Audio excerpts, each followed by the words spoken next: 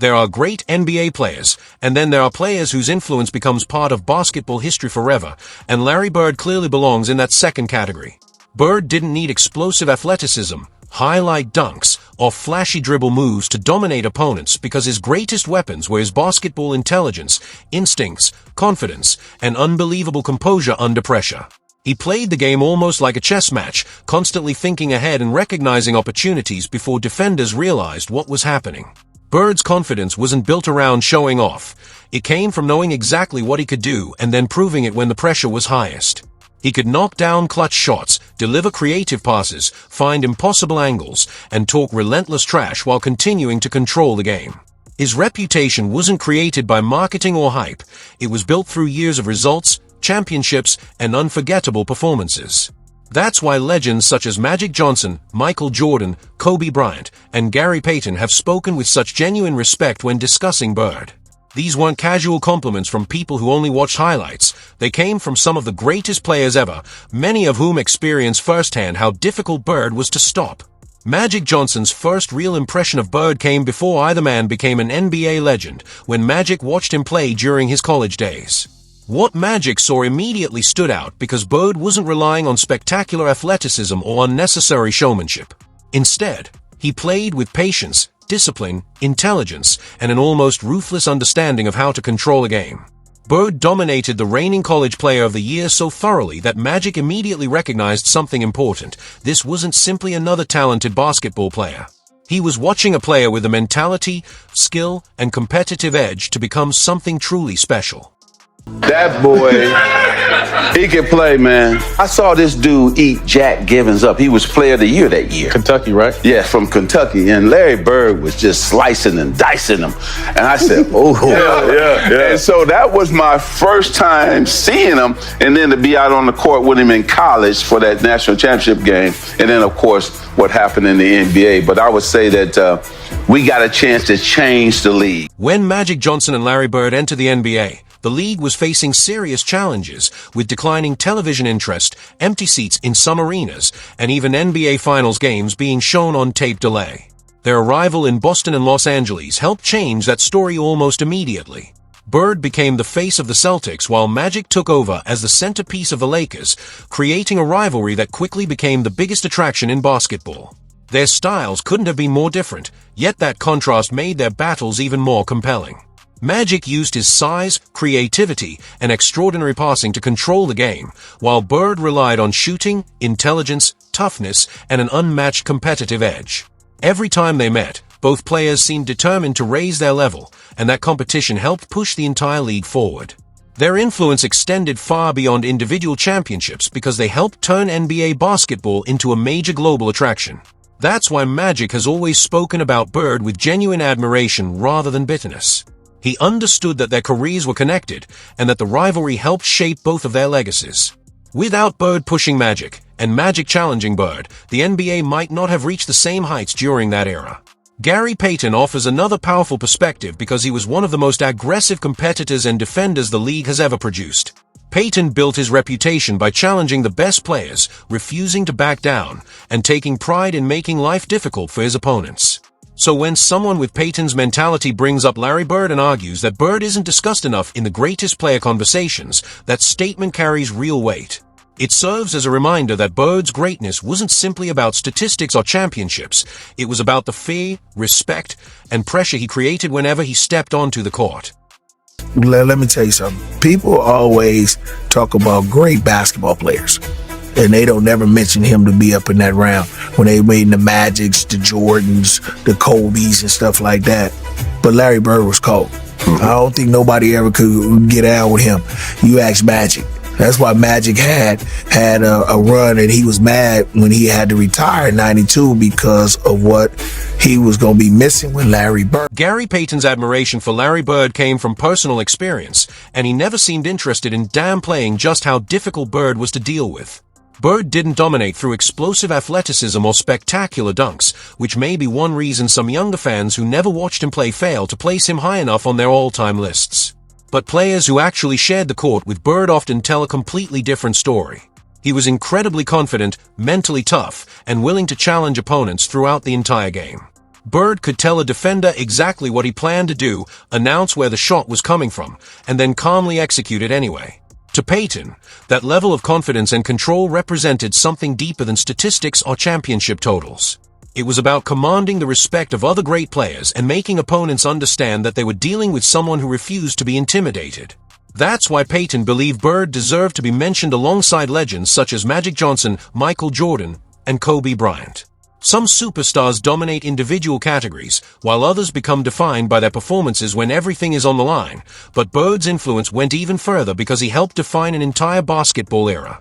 Former Celtics teammate MLK witnessed that transformation up close, watching Bird develop from a determined young forward at Indiana State into the central figure of a Boston Celtics franchise that desperately needed a new identity. For Carr, Bird's greatness couldn't be measured by statistics alone. It was also about the culture he created, the work ethic he displayed, and the standards he demanded from everyone around him. Bird didn't need to constantly give speeches or demand attention to establish himself as the leader. His approach was much simpler. He worked relentlessly, competed with purpose, and expected his teammates to match that level of commitment. His example created an environment where everyone understood that becoming comfortable wasn't an option, and that mentality became a major part of the Celtics' success during one of the greatest eras in NBA history. Larry was the ultimate leader, and we all know that. But it meant a lot because you were fighting against the Lakers, and Larry and Magic had come out, really become saviors of the NBA. It was unmarketable, and they began to turn that around.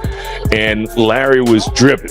He was absolutely driven, and he wanted to make sure that every player on the team was involved in the process. Larry could have scored 40 points a game. I'm convinced of that. If he wanted to average 40 points, Larry Bird is one guy could have done it. MLK never hesitated when explaining what separated Larry Bird from other great players. Bird had all the tools to become a purely selfish scorer whenever he wanted, with the shooting, footwork, passing ability, and confidence to take over an entire game, but that wasn't how he approached basketball. His priority was always the team and the result, and somehow he could play an unselfish style while still producing numbers like 25 points, 10 rebounds, and 6 assists. What made that even more remarkable was the toughness he displayed while dealing with serious physical problems, including playing through a painful back injury without allowing it to change his competitive approach. Bird didn't demand respect from his teammates or opponents. He earned it through his preparation, production, and willingness to accept every challenge. His leadership helped transform the Celtics and played a major role in bringing excitement back to the NBA during a crucial period for the league. John Salley understood that kind of toughness because he built his own career around defense, physicality, intelligence, and accepting difficult assignments. Salley competed against some of the greatest players in basketball, including Michael Jordan, Shaquille O'Neal, and Charles Barkley, while enduring the intense battles that defined the Eastern Conference. So when Salley was asked to compare Larry Bird at his peak with LeBron James at his peak, his answer carried plenty of weight. There was no long pause, no complicated explanation, and no attempt to avoid the question. Salley immediately chose Bird, showing just how highly some former players continue to regard the Celtics legend when the conversation turns to all-time greatness. I'm going to give you Larry Bird in his prime or LeBron in his prime. Larry Bird. That's a quick answer. Do you remember? I know I have nightmares. Do you have nightmares? It's almost amusing when you hear stories like this, but there was nothing funny about facing Larry Bird in an actual game. Bird had a rare ability to get into an opponent's head and stay there for full quarters. He didn't need blazing speed or complicated dribble moves to create an advantage because his game was built around timing, precision, and anticipation. Every jab step had a reason, every fake was designed to move the defender, and every pass or shot came from an understanding of the court that seemed far ahead of everyone else.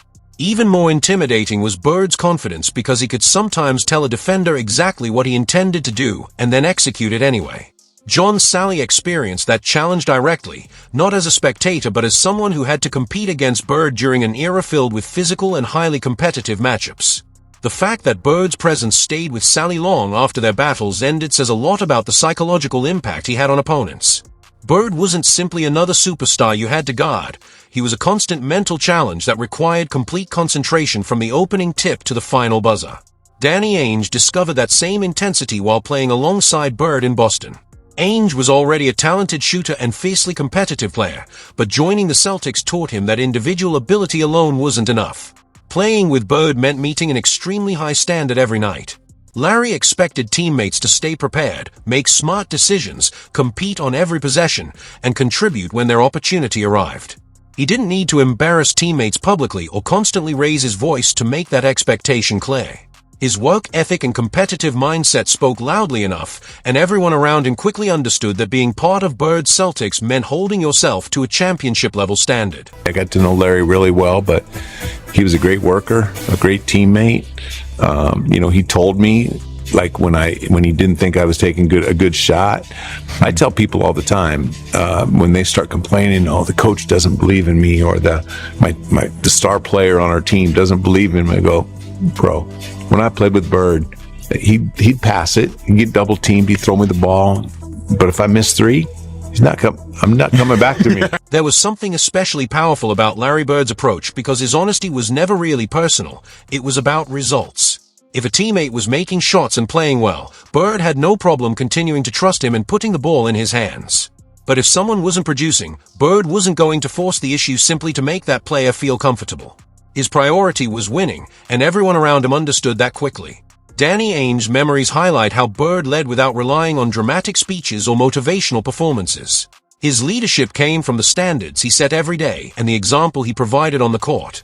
Those expectations were so high that teammates constantly pushed themselves just to stay at his level, and failing to meet that standard meant losing opportunities to contribute. Having a superstar who can score is valuable, but having one who establishes the identity of an entire team and demands accountability from everyone around him is something far more powerful. That's why players such as Ainge didn't simply respect Bird, they genuinely wanted to prove themselves worthy of playing beside him. The rivalry surrounding Bird also wasn't built only on spectacular highlights. It was rooted in toughness, confidence, and the mental pressure he placed on opponents. Kobe Bryant understood that better than most because he never became fascinated by popularity or flashy personalities. Kobe was obsessed with greatness and studied basketball almost like a craft, breaking down the smallest details in search of perfection. During his childhood years in Italy, access to NBA games wasn't nearly as easy as it would become in the internet era, but Kobe still knew the legends and understood their importance. Magic Johnson was his childhood hero, the Lakers were the team he loved, and Larry Bird represented one of the greatest rivals from the other side. Yet the more Kobe studied Bird, the more difficult it became to deny his brilliance. Kobe could appreciate the rivalry while still recognizing the greatness behind it, because anyone who genuinely understood basketball could see that Bird's intelligence, toughness, and ability to control games were impossible to ignore.